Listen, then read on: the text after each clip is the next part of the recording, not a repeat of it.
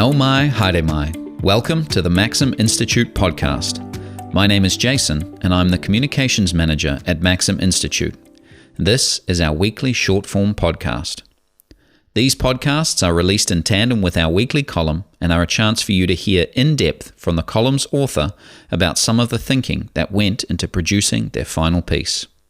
Today we talk to Director of Research and Development Marcus Roberts about his recent column. Marcus, welcome back to the podcast. Great to have you with us. Great to be here, Jason. Thanks. We're talking about your column for Maxim this week, Yes, No, the Right Way to Go. And you've written this column because ACT has promised to pass legislation defining the principles of the Treaty of Waitangi based on the Māori version, and then hold a binding referendum on whether or not we should enact that legislation. And you've kind of explored the whole idea of referendums here. And I guess the thing that struck me is, well, isn't this a simple way to conduct a democracy? Shouldn't we just have a yes-no vote on everything? Why don't we? Well, so should we? No, I don't think we should. That's my yes-no answer. Yes. The column, as you say, was inspired by ACT's policy that may or may not be government policy. We don't know. Negotiations are still ongoing as we record. But the idea was, well, this is a very controversial topic. So I started to look at that. But actually, just more generally, the use of referenda are controversial, or at least have lots of different aspects to it that we need to think through. And as you say, on the surface, they are very appealing. Yeah. Because what do we live in? A democracy. Yeah. What is a democracy based on? The will of the people. So if what easier way to find the will of the people than ask them about it? Well, exactly. Exactly. I mean, it's not super easy. It does cost quite a few tens of millions of dollars, but you're right. You get a question and then you get to know where the people sit on it, or at least that's what it appears on the surface. Yeah. But there are a few fishhooks or complications around that. One of the first ones is the question itself that is asked in a referendum. That often it is trying to reduce sometimes quite a complex issue into a simple yes or no question, which has its own problems. Firstly, who gets to decide the question? So there was an issue, or at least an argument, that the reason the last Republican referendum in Australia failed was that it was written in such a way that it was more likely to fail. Yes. So you can get a bit tricky with the questions. Yeah, like you can ask leading questions. Yes, yeah. So it was kind of led in that way. Like, correct. Do you really want X, Y, Z? Well, no, I don't want that, so I'm going to vote against it. It's your classic example of, do you want less tax? Yes. Or do you want to pay fewer taxes? Of course. Do you want to pay fewer taxes if that means that your services are worse? Yeah. So your roads result. don't get repaired, and you have to wait longer. List. Yeah, exactly. So that you might get a different result. So that's the first issue with referenda. The second issue is, if we have a result, how does that then get translated into actual government policy? And so I think a great example of this is the absolute nightmare that the UK went through after they had the Brexit referendum. Yeah. So it was a simple yes, no. Do you want the UK to leave the EU? Yes. Yes, we do. Yes, we do. How? Yeah, well, that's what the last few years have been trying to figure out. Yeah. How? Yeah. How do we do that? How do we unwind ourselves? So the implementation of the result is a problem as well. And to be fair, the ACT proposal would get around this by putting forth the legislation and then having a yes-no vote on that legislation. Yeah. So the implementation is very simple. You just put into Pass effect. the legislation, Put into effect that legislation. Finally, there's the concern that you can get an answer to a simple question, but often there are all sorts of other interrelated issues that aren't on the ballot. Yeah. And so that you have a result that you then haven't thought through, or it hasn't been clear to people what those implications would be. And so for all those reasons, I think we have to be very hesitant about putting it's a a very blunt tool to try and accomplish something. And another thing that you've written in here that's quite interesting is that former Prime Minister Jim Bolger said, you've got a quote here from him, referendums are not there for calm and reasonable discussion. I wonder if he's just getting at the divisive nature of referendums, or that we don't have a culture of reasonable and calm discussion. I think that's probably part of it. Yeah. I think also part of it is you're unlikely to have a referendum on a non-controversial subject. That people are going to have heated discussions because it is a type of issue that leads to heated discussions. But I think also underlying this concern of a car, we do want a calm and reasonable discussion, and that's true. But if we're worried about divisiveness, I often push back a little bit against this, because this concern that this is divisive, this referendum is divisive. Well, is it the fact we're having a referendum is divisive, or is it just actually the issue itself is divisive? And the division was already there, and exactly. Now we're just seeing it on display. And if it's important, I would hope that people would get excised enough to have a spirited discussion. Obviously, I don't want violence or anything like that.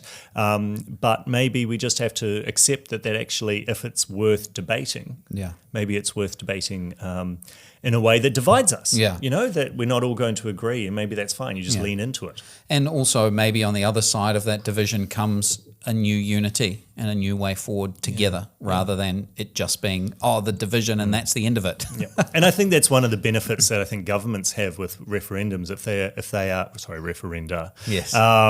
If they are going to put in place, or they're concerned about an issue that is quite tricky, or they're not sure how to go forward, if you get an answer on a particularly well-crafted referendum, you can then use that as a mandate to put in place a particular policy.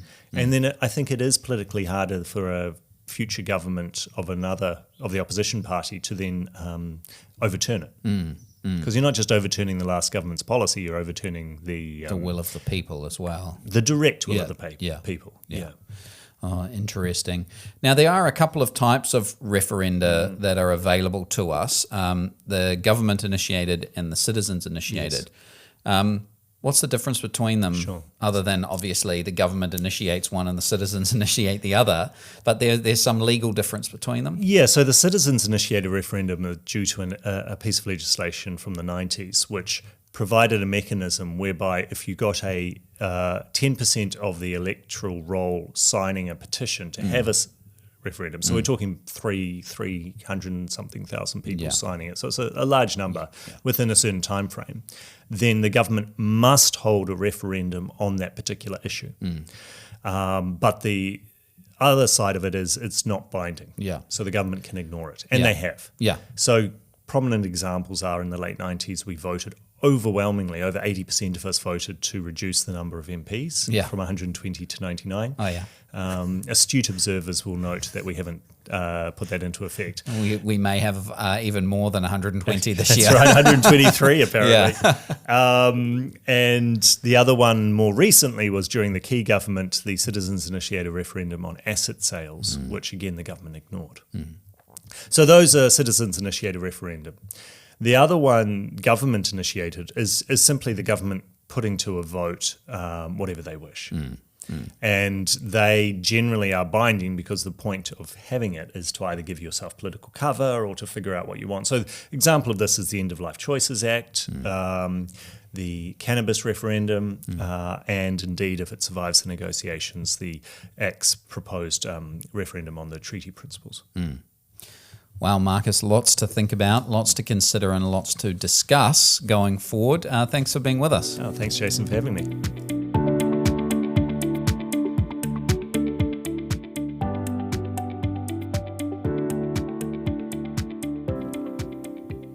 If the first victim of war is truth, the first victims of coalition negotiations are controversial policies.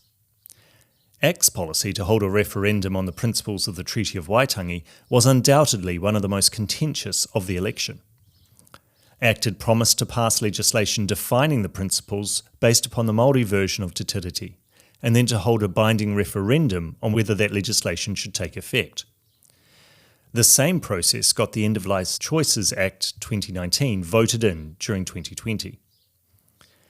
Very strong responses ensued, Labour MP Willie Jackson claimed that many Māori had told him that they'd go to war over it. National Party leader Christopher Luxon labelled the idea divisive and unhelpful. Former Prime Minister Jim Bolger argued that referendums are not there for calm and reasonable discussion.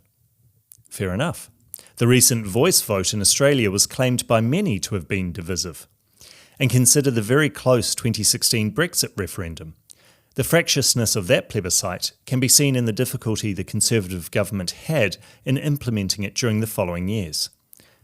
Just look at the reaction to the return of that referendum's architect to the heart of the British government.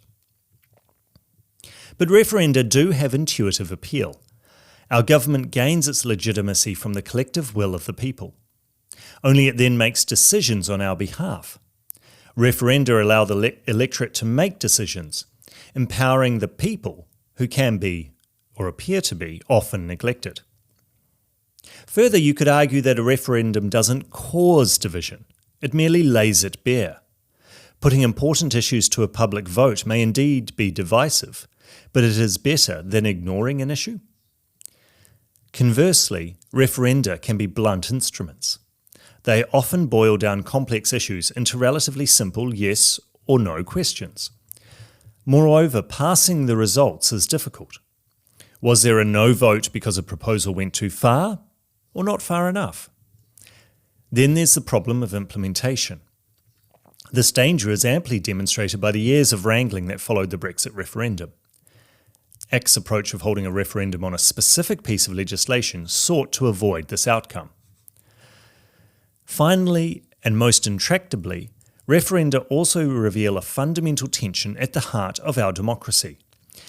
Democracies rest on the belief that the majority's wishes have more legitimacy than those of the minority. However, without strong safeguards for minorities, which the majority cannot override, democracy devolves into mob rule.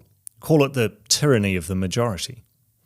These two ideas can be in tension and need to be brought to some balance in each democracy. Putting an issue that has an impact on a minority group to a referendum, such as the principles of the treaty, highlights this conflict. Should the majority's wishes prevail? If not, on what basis should the principles be determined, and by whom?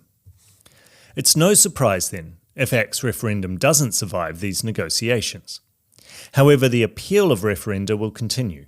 They are just too intuitively appealing to stay dead for long.